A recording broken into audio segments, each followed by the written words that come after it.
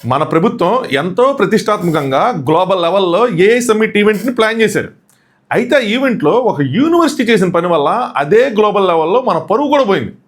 యాక్చువల్గా నాకు అర్థం కాదు ఏంటంటే, అందరూ యూనివర్సిటీని తప్పుపడుతున్నారు, కానీ ఇందులో యూనివర్సిటీ తప్పే ఉంది. ఒకటి, రెండు, ఇది మన మంచిగా జరిగింది. ఏదైతే జరిగిందో మన కోసం జరిగింది. ఎందుకన్నది మీకు నేను డీటెయిల్గా చెప్తా. మీకు మొత్తం అయిన తర్వాత మీకు అర్థమవుతుంది. Let's start. హాయ్ ఫ్రెండ్స్, నా పేరు Anand. Welcome to Anand news. So మన ప్రభుత్వం ఏం డిసైడ్ చేసిందంటే, ఏఐ టెక్నాలజీలో ఇండియా ఎలా దూసుకెళ్ళిపోతుంది, అసలు ఎలాంటి ఇన్నోవేషన్స్ అవుతున్నాయి, మనం ఎలా టెక్నాలజీని అడాప్ట్ చేసుకుంటున్నాం, ఎలా డెవలప్ చేస్తున్నాం, అసలు మన యూనివర్సిటీస్ ఏంటి, మన స్టేట్స్ ఏంటి, అసలు ఏఐలో మన ప్రోగ్రెస్ ఏంటి, ప్రపంచానికి చాటి చెప్పాలనుకుంది. సో దానికోసం ఏఐ సమ్మిట్ ఈవెంట్ని ప్లాన్ చేశారు, ఆర్గనైజ్ చేశారు. అయితే ఇందులో ఆబ్వియస్గా ఇదొక ఈవెంట్లో ప్లాన్ చేశారు కాబట్టి అందులో డిఫరెంట్ స్టేట్స్కి, డిఫరెంట్ ఆర్గనైజేషన్స్కి వాళ్ళు అంటే ఏఐలో ఎంత పురోగతి సాధించారు, అసలు ఏమేం చేస్తున్నారు అని చెప్పి డిస్ప్లే చేయడానికి స్టాల్స్ లాంటివి ఒకటి కేటాయించారు. So that they can show off. So పలానా వాళ్ళు ఇంకా మా స్టేట్ వాళ్ళం ఇలాంటి ఏఐ టెక్నాలజీస్ వర్క్ చేస్తున్నాం, ఆల్రెడీ మేము ఇలాంటి ఇన్నోవేషన్స్ చేస్తామని చెప్పి, లేదా కొన్ని ఆర్గనైజేషన్స్, యూనివర్సిటీస్ ఇవన్నీ అలా షో ఆఫ్ చేయడానికి. అయితే ఇందులో ఒక యూనివర్సిటీ, గలోటియా యూనివర్సిటీ అని చెప్పి, దాని పేరు ఏదైతే స్కామ్ పేరులో గలోటియా ఏంద్రా పేరు, సరే గలోటియా యూనివర్సిటీ. ఆ యూనివర్సిటీలో ఒక ప్రొఫెసర్ గారు, నేహా శర్మ గారు, ఒక డీడీ న్యూస్ ఛానల్కి సంబంధించిన యాంకర్ ఆవిడ దగ్గరికి వెళ్ళాడు. సో ఏంటండి మీరు ఏం చేస్తారు ఏంటి అని చెప్పి, ఆయన పర్టికులర్గా అక్కడికి ఎందుకు వెళ్ళారంటే అదొక పిఆర్ లాగా సాగిందండి అది.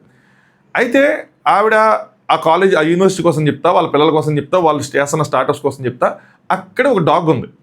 ఏంట్రా ఆ డాగ్ అంటే మనందరం ఈ ఐపీఎల్ వాటిలో ఇట్లా చూసినవే.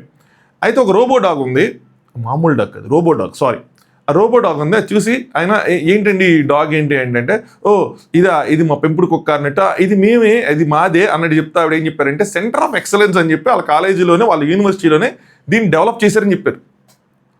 Point number 1.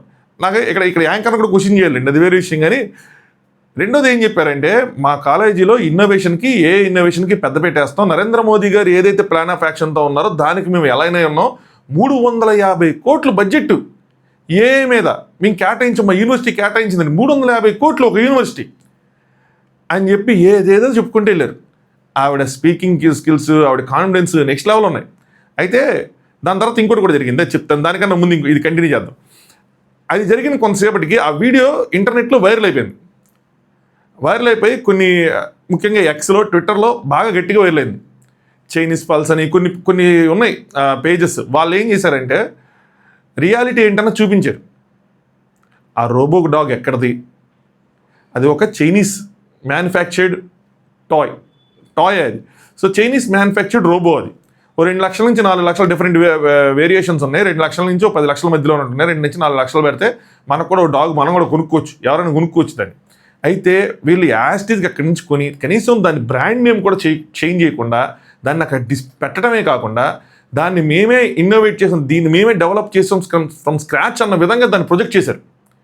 ఇట్లా ఎట్లా మీరు క్లెయిమ్ చేస్తారు, ఇది మీరు చైనా దగ్గర నుంచి కొనేసి దీన్ని ఎలా క్లెయిమ్ చేస్తారని చెప్పి ఇంటర్నెట్లో సెన్సేషన్ అయింది. యాక్చువల్గా మేడం గారు ఏంటంటే, మన ఫాలోవర్స్లో నాకు తెలిసిన ప్రిన్సిపల్ ఉన్నారు, ఒక జూనియర్ కాలేజీ ప్రిన్సిపల్.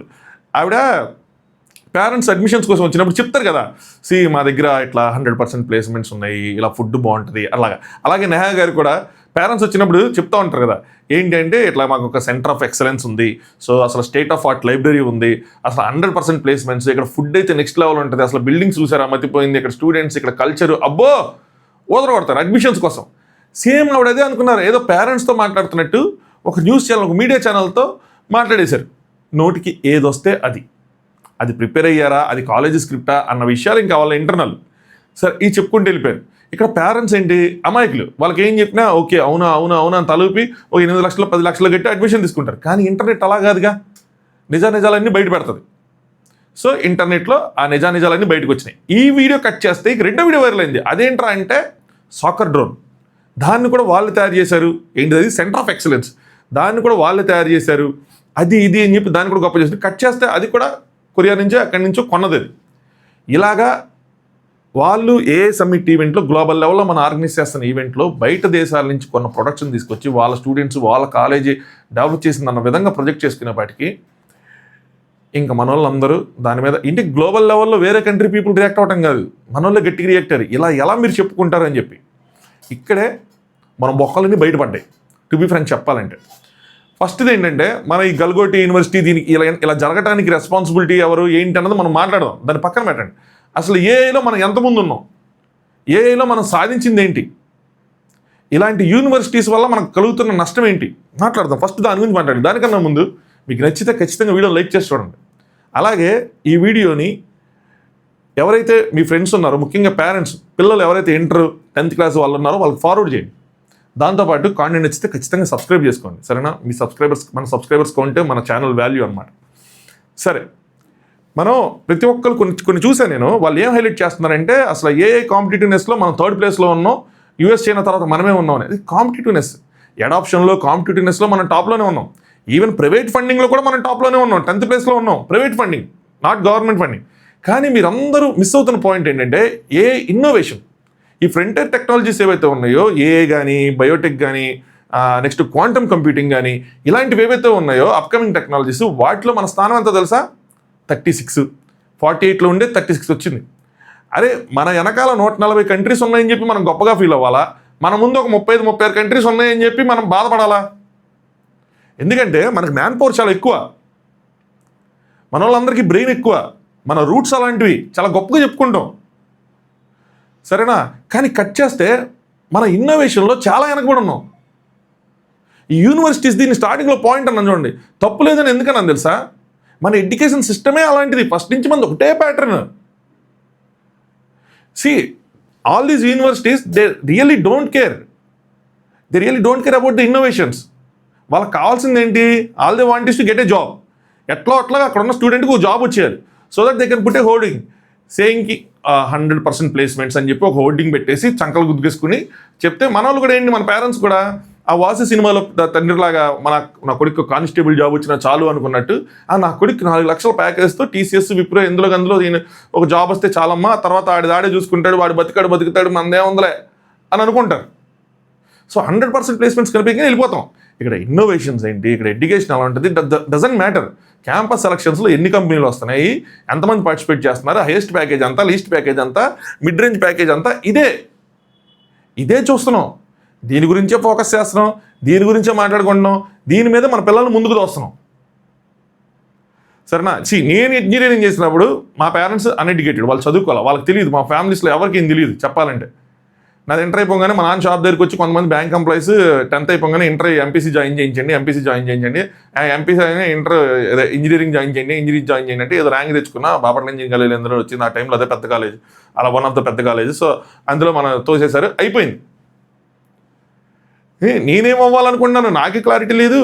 అసలు ఏం ఆప్షన్స్ ఉన్నాయి అన్నది ఆవిడకి తెలియదు. ఒక గైడెన్స్ లేదు, ఒక మెంటర్షిప్ లేదు, ఏమీ లేదు. నేను ఏ స్థితిలో అయితే ఉన్నానో కొన్ని సంవత్సరాల క్రితం, ఇప్పుడు కూడా పిల్లలు అదే స్థితిలో ఉన్నారు. ఇంత టెక్నాలజీ ముందుకు వచ్చినా, పేరెంట్స్ ఎడ్యుకేటెడ్ అయినా సరే, మన పేరెంట్స్లో ఉన్న ఆ మైండ్ సెట్ ఏంటంటే మనం రిస్క్ అసలు తీసుకోకూడదు, జాబ్ ఉండాలి. రిస్క్ అంటే ఈవెన్ మన పేరెంట్స్ మైండ్ సెట్ అనే కాదు, నా మైండ్ సెట్ కూడా అలాగే ఉంటుంది. ఇప్పుడు నేను ఏదైనా చేద్దాం, యూట్యూబ్లో ఏం చేద్దాం అంటే జాబ్ వదలటానికి నాకు భయంగా ఉంటుంది. రిస్క్ తీసుకునే పరిస్థితుల్లో మనం ఉండవు. ఎందుకంటే మన రూట్స్ అలాంటివి. ఒకప్పుడు నేను స్టూడెంట్స్కి చెప్పాలనుకుంటే తెలుసా, ఒకప్పుడు ఈ కాలేజీలు, ఈ యూనివర్సిటీలు ఇదంతా. కానీ ఇప్పుడు నా పాయింట్ ఆఫ్ వ్యూలో college is for only degree purpose, అంతే. నీకు ఒక డిగ్రీ చేతిలోకి రావడానికే. ఇంతకుముందు చూసేవాళ్ళం ప్రొఫెసర్స్ అలా చెప్తారు, ఏం చెప్తారు, అది అని చెప్పి, ఎందుకంటే మనకు వేరే సోర్స్ ఉండేది కాదు. ఇప్పుడు అలా కాదు. మీ కాలేజ్ ఏంటో తెలుసా, మీ యూనివర్సిటీ ఏంటో తెలుసా, ఈ ఒక్క టూల్ మొత్తం గ్లోబ్ నీ చేతిలో ఉంది. నీ గోల్ ఫిక్స్ చేసుకొని నీకు ఒక రైట్ మెంటర్ని కనుక నువ్వు వెతుక్కుంటే ఇది చాలు. Colleges for degree only. అక్కడ డిగ్రీ తెచ్చుకో, నీ ఇన్నోవేషను, నీ మోటివేషన్, నీ థాట్స్ అన్ని ఇందులో పెట్టి. ఇది ఎలాంటి టూల్ అంటే దీన్ని ఓపెన్ చేసి నువ్వు ఇన్స్టాగ్రామ్లో అమ్మాయిల రీల్స్ చూసుకోవచ్చు, లేదంటే బ్రౌజర్ ఓపెన్ చేసి ఈ చాట్ జీపీటీ ఏదో ఒకటి ఏ టూల్స్ ఓపెన్ చేసి నువ్వు అనుకున్న దాని మీద రీసెర్చ్ చేయొచ్చు, నువ్వు అనుకున్నది ఇన్నోవేట్ కూడా చేయొచ్చు. ఓన్లీ ఏంటంటే ఒక రైట్ మెంటర్షిప్ కావాలి, చిన్న గైడెన్స్ కోసం. అది కూడా లేకుండా చేయగలిగే స్థితిలో ఇప్పుడున్న టెక్నాలజీ అలా ఉంది, మీరు చేయొచ్చు. మాకు అలాంటి సౌకర్యం లేదు. మాదంతా 150 kbps ఇంటర్నెట్తో మేము మా ఆర్కిట్ ఓపెన్ అవ్వాలా, గూగుల్ ఓపెన్ అవ్వాలా ఆ రోజుల్లో. అది మీరులో కొంతమంది అనొచ్చు, భయ్యా చదువుకునేవాడు ఎక్కడ నుంచి చదువుకుంటాడు, సాధించేవాడు ఏదైనా సాధిస్తాడు అని చెప్పి మీరు కొంతమంది పేర్లు కూడా తీసుకురావచ్చు. ఇప్పుడు గూగుల్ సీఈఓ మనోడే, ఆల్ఫాబెట్ సీఈఓ మనోడే, మైక్రోసాఫ్ట్ సీఈఓ మనోడే, అలాంటి పేర్లు తీసుకురావచ్చు. కానీ మీరు అందరూ పాయింట్ మిస్ అయిపోతున్నారు. ఇక్కడ వాళ్ళందరూ మనోళ్ళే, కానీ ఇక్కడుండి సాధించింది కాదు. అర్థం చేసుకోండి, ఇండియాలో ఉండి సాధించింది కాదు. వాళ్ళందరూ ఇండియా వదిలి ఫారిన్ కంట్రీస్ వెళ్ళిన తర్వాత అక్కడున్న వెస్ట్రన్ కంట్రీస్ వాళ్ళని షేపప్ చేసాయి. అక్కడున్న ఎడ్యుకేషన్ సిస్టమ్ కానీ, లేదంటే అక్కడున్న ఎన్విరాన్మెంట్ కానీ, అక్కడున్న ప్రాసెస్లు కానీ వాళ్ళని అక్కడ షేప్అవుట్ చేసే. మనం వీఆర్ జస్ట్ ప్రొడ్యూసింగ్ రా టాలెంట్. అది అగ్రీ చేయాలి. మనందరం రా టాలెంట్ ప్రొడ్యూస్ చేస్తున్నాం, కానీ షేపప్ చేయలేకపోతున్నాం. ఎందుకు షేపప్ చేయలేకపోతున్నాం అంటే ఈ సోకాల్డ్ యూనివర్సిటీస్, ఈ ఎడ్యుకేషన్ సిస్టమ్ వల్ల. వాళ్ళకి ఏంటంటే ఒక 1500 2000 సీట్లు ఉంటే ఆ 2000 సీట్లు ఫుల్ అవ్వాలి. దానికి వాళ్ళు వేసే ఏంట్రా అంటే క్యాంపస్ ప్లేస్మెంట్స్. మనం కూడా పడేది దానికోసమే. ఇన్నోవేషన్స్, ప్రాజెక్ట్స్ ఇవన్నీ అవసరం లేదు. It's open secret. Every engineering కాలేజీలో అందరు ప్రాజెక్టులు ఎక్కడ చోట బయట అమీర్పేట అట్లా కొనుక్కురావటం, ప్రజెంట్ చేయటం, అక్కడికి వచ్చే వాళ్ళకి తెలుసు, ప్రొఫెసర్స్కి తెలుసు, ఆ గైడ్స్కి తెలుసు, అందరికీ తెలుసు. It's open secret. ఒక ఎంటైర్ ఇంజనీరింగ్ కాలేజీలో ఒకడు ఓన్గా ప్రాజెక్ట్ చేశాడు అన్నా కూడా గొప్పే. ఎంటైర్ కాలేజీలో మన పరిస్థితి అలా ఉంది. మన ఎడ్యుకేషన్ సిస్టమ్ అలా ఉంది. ఇది 1 సంవత్సరం 2 సంవత్సరాలు అయిపోలా. ఫస్ట్ నుంచి మన ఎడ్యుకేషన్ సిస్టమ్ తీరే ఇంత.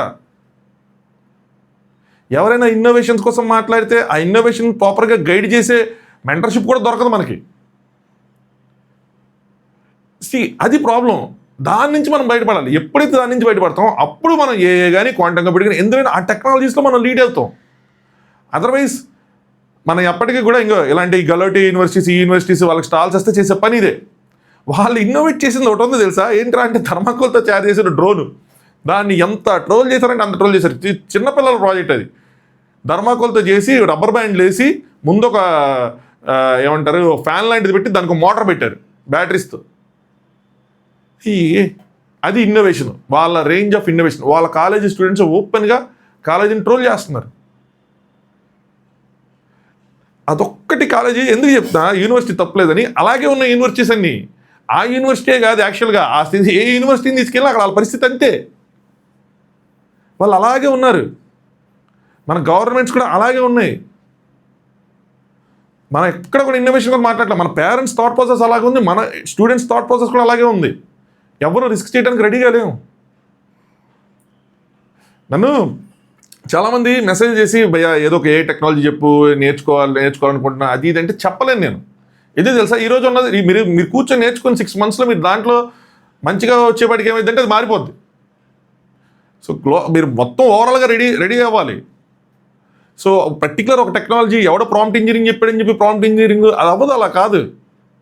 మీరు టెక్నాలజీ అర్థం చేసుకోవాలి. అది ఎలా ఎవాల్వ్ అవుతుందో అర్థం చేసుకోవాలి. నేను అలాంటి గైడెన్స్లు చెప్పాలని నాకు భయంగా ఉంటుంది. ఏమో మిమ్మల్ని రాంగ్గా ఏమైనా తీసుకెళ్ళిపోతానేమోనని. అందుకని అసలు మాట్లాడండి ఇప్పుడు వాటి కోసం.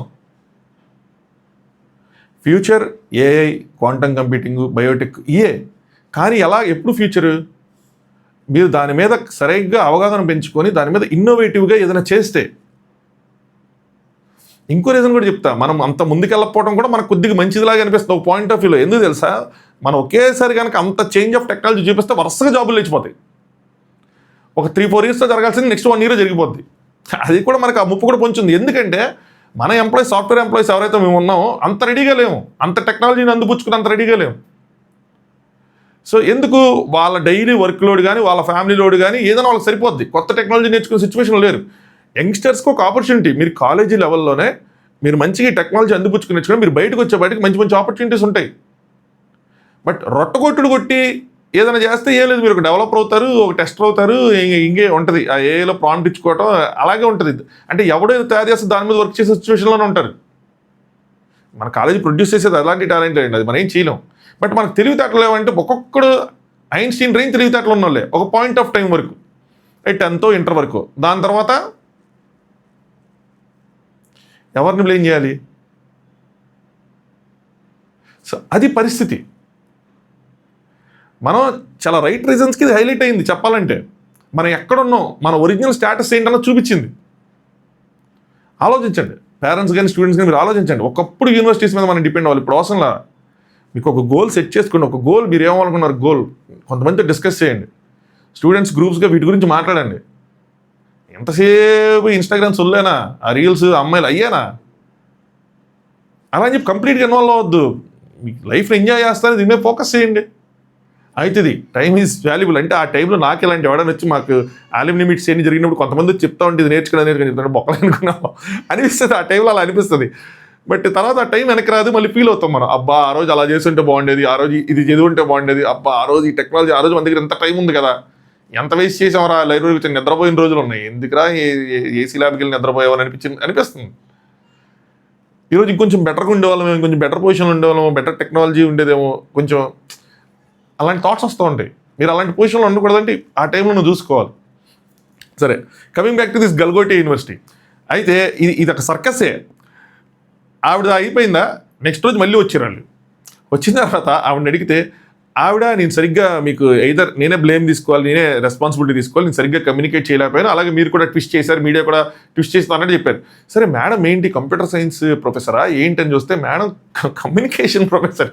అంటే కమ్యూనికేషన్స్ మీద ఆవిడ టీచ్ చేస్తారు. సో ఆవిడ ఇంగ్లీష్ అని తెలుస్తుంది. అంటే కమ్యూనికేషన్ సంబంధించిన ప్రొఫెసరే ప్రాపర్గా కమ్యూనికేట్ చేయకపోతే ఇక పిల్లలు ఏం కమ్యూనికేట్ చేస్తారు? ఈ యూనివర్సిటీ వాళ్ళు కూడా ఈవిని గొర్రెం చేస్తారు చెప్పాలంటే. ఎలా అంటే పాపం ఫస్ట్ ఆవిడేమో మీడియాతో మాట్లాడటానికి రిప్రజెంటేటివ్ కాదు, అసలు ఆవిడ మా మీడియా స్పోక్స్ పర్సన్ కాదు అన్నట్టు చెప్పారు. కానీ మరి అలాంటప్పుడు ఏ టెక్నాలజీ ఉన్న స్టాల్లో మీ దాంట్లో ఒక కమ్యూనికేషన్ సంబంధించిన ప్రొఫెసర్ ఏం చేస్తున్నట్టు? సో మొత్తానికి ఆవిడని బలిపోసం చేశారులేండి, అది వేరే విషయం. సో ఆవిడ బలిపోసం చేశారు, ఆవిడ కూడా ట్విస్ట్ చేయడానికి ట్రై చేశారు, అవ్వలేదు. ఒక 2 లెటర్స్ ఫస్ట్ వచ్చినాయి, రాలా. తర్వాత ఎప్పుడో 3వ దాంట్లో వాళ్ళు నిజం ఒప్పుకున్నారు, సరే తప్పు మాదే, మమ్మల్ని అంటే ఇలా రాంగ్గా ఇదైంది, సో అదేది మేము డెవలప్ చేయలేదు, జస్ట్ స్టూడెంట్ని మోటివేట్ చేయడానికి మేము తెచ్చుకున్న టెక్నాలజీలే అది ఇది అని చెప్పి అక్కడ చెప్పారు. అది దాని తర్వాత ఏమైంది, వాళ్ళ పరుగు పోయింది. గ్లోబల్ లెవెల్లో అందరూ అన్ని కంట్రీస్ వాళ్ళు మనం వేసుకుంటా ఉన్నారు. వీళ్ళేంద్ర బాబు ఏ సమ్మిట్ అని చెప్పి ఎక్కడ కొనుక్కున్న తీసుకొచ్చి జనాలు నిరుపప్పలు చేస్తున్నారని వాళ్ళని ఖాళీ చేయమన్నారు. వీళ్ళు చూడండి ఎంత తూచిగాల్లో ఖాళీ చేయమంట ఆ స్టాల్ వాళ్ళు ఖాళీ చేయలే. ఖాళీ చేయకపోతే ఏం చేశారంటే పవర్ కట్ చేశారు. రేపు 4వ రోజు. సో పవర్ కట్ చేస్తే వెళ్ళిపోయారు. 2వ రోజు 3వ రోజు వెళ్ళిపోయారు. సరే ఎవరు దీనికి రెస్పాన్సిబుల్? గల్గోటి యూనివర్సిటీ రెస్పాన్సిబులా, గవర్నమెంట్ రెస్పాన్సిబులా? ఇలాంటి మనం అంటే ఇంత పెద్ద లెవెల్ ఈవెంట్ చేసినప్పుడు ఎవరు రెస్పాన్సిబుల్? ఈవెన్ ఐటీ సెక్రటరీ గారు, నాకు ఇప్పుడు పేరు గుర్తురాట్లేదు కానీ ఆయన వచ్చి ఏం చెప్పారంటే మాకేం కాంట్రవర్సీ వద్దు, మేము అలాగే అంటే మీరు ఎందుకు వెరిఫై చేయలేదు అవన్నీ అడిగినప్పుడు జర్నలిస్టులు, మేము ప్రొడక్ట్ని ఇక్కడ సర్టిఫై చేయడానికి లేము, అలాగే మాకు కాంట్రవర్సీ వద్దు, అయింది ఏది అయిపోయిందని చెప్తారు. అలా కాదు సార్, టు బి ఫ్రాంక్, మీరు సర్టిఫై చేయవసరంలా, కానీ వ్యాలిడేట్ చేయాలి కదా అంత పెద్ద ఈవెంట్లో. అంటే ఇప్పుడు మేము ఇంజనీరింగ్లో ఉన్నప్పుడు మాకు ఫెస్ట్ జరిగినప్పుడు కొన్ని స్టాల్స్ వేలంపాట ఎన్ని వేసి కొన్ని స్టాల్స్ పెట్టినప్పుడు ప్రతి స్టాల్ ఏం చేస్తున్నారు అన్నది ఒకళ్ళ దగ్గర నుండి చూసుకొని, ఓకే మీరు ఏం చేస్తున్నారు, అందులో సేఫ్టీ మెథడ్స్ ఏంటి అన్ని కరెక్ట్గా ఒక చెక్ లిస్టు, ఏది వే బ్యాక్ కొన్ని సంవత్సరాల క్రితం జరిగింది దాంట్లో. అలా ఒక కాలేజీ ఫెస్ట్లోనే అంత జరిగితే మీ దగ్గరకు వచ్చి ఏ సమ్మిట్లో ప్రొడక్ట్స్ డిస్ప్లే చేసి గ్లోబల్ లెవెల్ ఈవెంట్లో అంతమంది మీరు పిలిచినప్పుడు వాళ్ళు వచ్చి చూస్తారు, అంత గ్లోబల్ లెవెల్లో హైలైట్ అయ్యిద్ది అన్నప్పుడు వాళ్ళు ఆ పర్టికులర్ స్టాల్ వాళ్ళు కానీ గవర్నమెంట్ స్టాల్స్ కానీ ఎవరైనా సరే వాళ్ళు వచ్చినప్పుడు ఏం డిస్ప్లే చేస్తున్నారు, వాళ్ళు ఎటువంటి ప్రొడక్ట్స్ చూపించబోతున్నారు, ఏం మాట్లాడబోతున్నారు అన్నది మినిమం వెరిఫై చేసి వ్యాలిడేట్ చేయరా?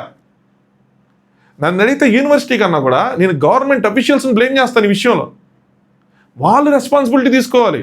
ప్రతి దాంట్లో ఏం జరుగుతుంది తెలుసా, వాళ్ళు ఎస్కేప్ అయిపోతున్నారు. రెస్పాన్సిబిలిటీ ఎవరి మీద ఉంది? ఎవరైతే ఈవెంట్ ఆర్గనైజ్ చేస్తున్నారో, ఏ డిపార్ట్మెంట్ అయితే ఆర్గనైజ్ చేస్తుందో, ఏ మినిస్ట్రీ అయితే ఆర్గనైజ్ చేస్తుందో, ఐటీ మినిస్ట్రీ, వాళ్ళు రెస్పాన్సిబిలిటీ తీసుకోవాలి. సెంట్రల్ మినిస్టర్ రెస్పాన్సిబిలిటీ తీసుకోవాలి, వాళ్ళ కింద పనిచేస్తున్న అధికారులు రెస్పాన్సిబిలిటీ తీసుకోవాలి, వాళ్ళని సస్పెండ్ చేయాలి ఈ విషయంలో. తర్వాత ఏమైందంటే ఇలా టేకెన్ ఫర్ గ్రాంటెడ్ లాగా వీళ్ళు అంటే మనం గవర్నమెంట్ ఎంప్లాయీస్ మనం ఏదైనా చేయొచ్చు. ఇప్పుడు ఇదే ప్రైవేట్ ఆర్గనైజేషన్ కనుక జరుగుంటే, నేను ఒక ఈవెంట్ నాకు ఒక బాధ్యత అప్పచెప్పి ఇలా జరుగుంటే నన్ను సస్పెండ్ చేసేవాళ్ళుగా, నన్ను ఉద్యోగం తీసేవాళ్ళుగా. ఇప్పుడు ఆ న్యాయ శర్మ గారి ఉద్యోగం కూడా పోతుంది కదా. మరి గవర్నమెంట్లో అలాంటి సిస్టమ్ ఎందుకు ఉన్నట్లా? అంటే అక్కడ అది ఎందుకు పోతుంది? నీ క్యాపబుల్ కాదు, ఇన్క్యాపబుల్ అన్నట్టే కదా. మరి వీళ్ళు కూడా అంతే కదా, ఇక్కడ ఫెయిల్ అయ్యారు కదా, వీళ్ళు తీసుకోవాలి రెస్పాన్సిబిలిటీ. గవర్నమెంట్ ఆర్గనైజేషన్స్ ఎప్పుడైతే వాటిని బ్లేమ్ తీసుకొని వాళ్ళ మీద యాక్షన్ తీసుకుంటారో అప్పుడు నెక్స్ట్ టైం ఇలాంటి జరిగేటప్పుడు వాళ్ళు కొంచెం ఇది మా వర్క్, ఇది జనాలు ఏదో అయిపోతుందని కాకుండా రెస్పాన్సిబుల్గా వర్క్ చేస్తారు. అలా చేయాలి. సో ఇక్కడ నేను 2 పాయింట్లు మాట్లాడా. ఒకటి, ఏదైతే తప్పు జరిగిందో దానికి రెస్పాన్సిబుల్ ఎవరు అన్నది. 2, ఇది ఏదైతే జరిగిందో రైట్ రీజన్స్ కోసమే జరిగిందని చెప్పి. ఎందుకంటే మన స్టేటస్ ఏంటన్నది తెలిసిపోయింది మనకి. మన సంకల్ప గుద్దుకోవడం చెప్తే ముందు గవర్నమెంట్ ఇన్వెస్ట్ చేయాలబ్బా, గవర్నమెంట్ ఇన్వెస్ట్ చేయాలి. చేస్తే అప్పుడు మన ప్రొఫెసర్ అసలు ముందు పిల్లలు నేర్పించాలంటే మన ప్రొఫెసర్స్ వీళ్ళందరూ ఆ టెక్నాలజీ అంత అడ్వాన్స్డ్గా ఉన్నారా? ఇప్పుడు ఆ రోబో చూసి అక్కడ ఉన్న వాళ్ళు ఎవరైనా సరే అరే ఇది మన రోబో కాదు, మనం చేసుకుంది ఎట్లా, ఇప్పుడు ఆ యాంకర్ తెలియాలి కదా, బీకాన్స్లో ఫిజిక్స్ ఉండదన్న విషయం అలా తెలుసు, తెలియాలి కదా, ఆయనకి అర్థం అవ్వాలి కదా. సో ఎందుకు అర్థం కావట్లేదు? ఎందుకంటే మనందరం టెక్నాలజీ చాలా దూరంగా ఉన్నాం. నా టీవీ న్యూస్ యాంకర్కి ఎట్లా తెలిసిద్ది అన్నా అని మీరు అడగద్దు. పర్టికులర్ న్యూస్, ఇప్పుడు న్యూస్ కవర్ చేసే వాళ్ళు పర్టికులర్ ఈవెంట్స్కి వెళ్తున్నారంటే వాళ్ళు దానికి సంబంధించిన యాంకర్సే. ఇప్పుడు సినిమాకి వెళ్ళే జర్నలిస్టులు వేరేగా ఉంటారు, ఓకేనా, పాలిటిక్స్కి వెళ్ళే జర్నలిస్టులు వేరేగా ఉంటారు, అలాగే ఇలాంటి టెక్నికల్ ఈవెంట్స్కి వెళ్ళే జర్నలిస్టులు వేరేగా ఉంటారు. సో మన జర్నలిస్టులు కానీ, మన ప్రొఫెసర్స్ కానీ, ఎవరు టెక్నాలజీ, మన మినిస్టర్స్ కానీ, మన గవర్నమెంట్ కానీ, మన యూనివర్సిటీస్ కానీ ఎవరు టెక్నాలజీని అందిపుచ్చుకోలేదు ఇంకా. ఎందుకంటే చాలా స్పీడ్గా డెవలప్ అవుతుంది, దాని మీద చాలా టైం స్పెండ్ చేయాలి, అందిపుచ్చుకోవాలి. వాళ్ళకి వెళ్ళినప్పుడు వాళ్ళు ఇంకేం ట్రాన్స్ఫర్ చేస్తారు? సో అందుకని ఏమంటారంటే మీరు వీళ్ళ మీద ఎవరి మీద డిపెండ్ అవ్వద్దు. స్టూడెంట్స్ ఎవరైతే ఉన్నారో, మీ చేతిలో మొబైల్ ఉంది, సో మంచిగా కొన్ని ఏ టూల్స్ ఉన్నాయి, ఫ్రీ టూల్సే, మీరు ఏం దాన్ని స్పెండ్ కూడా చేయవసరం లేదు, ఫ్రీ టూల్స్ ఉన్నాయి. ఇన్ఫ్యాక్ట్ నేను మొన్న జియో రీఛార్జ్ చేస్తే జెమినీ ఫ్రీ ఇచ్చారు దానికి, ఎంతమంది ఎయిర్టెల్ కూడా అలాంటిది ఇచ్చినట్టున్నారు. సో అలాంటి ఆఫర్స్ కూడా ఉన్నాయి, కావాలంటే అది రీఛార్జ్ అయిపోద్ది, నెక్స్ట్ మీకు ఫ్రీగాను వస్తుంది ప్రో. సో అలాంటివి తీసుకోండి. మీరు ఏ రీసెర్చ్ చేయాలనుకున్నా దాన్ని యూజ్ చేసుకోండి, మీ గోల్ ఫిక్స్ చేసుకోండి, మీ ఏ ఇన్నోవేట్ చేద్దాం అనుకుంటున్నారు ఏంటి అని చెప్పి దానికి సంబంధించిన వర్క్ ఇట్లా చేయండి. ఒక మెంటర్ని ఎత్తుక్కోండి, ఏంటి రైట్ పీపుల్, మీ ఐడియాస్తో ఎలా అయ్యే వాళ్ళని ఎత్తుక్కోండి. ఫోకస్ ఆన్ ఇన్నోవేషన్స్, జాబ్ కాదు, ఇన్నోవేషన్ మీద ఫోకస్ చేయండి. సో యూ లెర్న్ సంథింగ్, నేర్చుకోవాలి. జాబ్ దానంతా అదే వస్తుంది. రిస్క్ చేయండి అబ్బా. పేరెంట్స్ కూడా దాని మీద ఫోకస్, మా పిల్లడు చేయగలడు అనే క్యాపబిలిటీ మీకు కనిపిస్తే దాని మీద మోటివేట్ చేయండి. అప్పుడు కదా మీరు ఎవరిని తయారు చేయగలుగుతారు, అప్పుడు కదా ఇండియా ఇక్కడ టెక్నాలజీలో లీడ్ అవుతుంది. అందరి పిల్లలు సాఫ్ట్వేర్ జాబ్లు అంటే సచిన్ టెండూల్కర్లు ఇలా ఎవరు రారు, ఇంకా ఎలా వస్తారు? సో ఇది రెండో పాయింట్ నాది. ఫస్ట్ది అది, రెండోది ఇది. ఐ హోప్ క్లారిటీగానే చెప్పాను అనుకుంటున్నాను. చెప్తే మాత్రం ఖచ్చితంగా వీడియో లైక్ చేయండి, మీ ఫ్రెండ్స్కి ఫార్వర్డ్ చేయండి, ఛానల్ సబ్స్క్రైబ్ చేసుకోండి, సరేనా? సో రేపు ఐ హోప్ ఇంకొకసారి ఇలాంటిది ఇంకోటి ఏది జరగకుండా ఆ ఈవెంట్ ఫినిష్ అవ్వాలని కోరుకుంటున్నా. లెట్స్ సీ, ఏదైనా ఉంటే మళ్ళీ మాట్లాడుకుందాం. Thanks for watching. Anand juice.